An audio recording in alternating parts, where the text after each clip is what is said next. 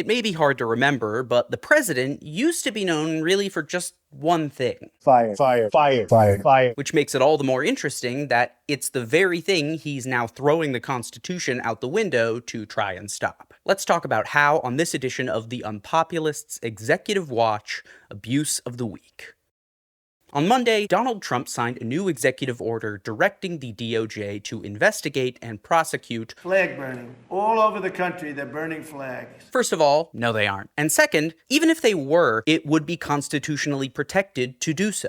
In 1989, Gregory Lee Johnson, who had been arrested in Dallas, Texas for burning a flag outside the Republican National Convention, got his case appealed all the way up to the Supreme Court, who ruled that flag burning was constitutionally protected political speech. This was well in line with what Justice Thurgood Marshall had previously said in 1972. Government has no power to restrict expression because of its message, ideas, subject matter, or content. Any laws limiting expression, with a few very small exceptions, had to be content neutral. Well, as he is wont to do, Trump's new tactic is to tie the act of flag burning specifically to one of those few legal loopholes that allows the government to limit speech based on content. When you burn the American flag, it incites riots at levels that we've never seen before. People go crazy. Trump thinks the American people are like a bull seeing a matador swishing a red cloak, or Edward Cullen smelling Bella's B.O. It's like a drug to me.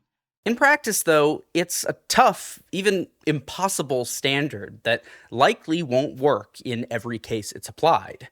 At least not as Trump's EO claims it will. And to understand how, we need look no further than across the street just a few hours later, when a man who identified himself as a 20-year Army veteran was arrested in Lafayette Park outside the White House for burning an American flag. Well, that's also not entirely accurate. He wasn't actually arrested for burning the flag. He was detained by the Secret Service and turned over to the U.S. Park Police, who cited him under a statute prohibiting any fire in public parks. But these details likely won't stop Trump from claiming victory. He does this all the time. Boast about something he's going to do, attempt it, and then pivot to something else before people realize he failed to accomplish it. That is, unless a much more friendly SCOTUS decides to buck precedent yet again and throw him another bone, which Vice President J.D. Vance hinted is exactly what they want.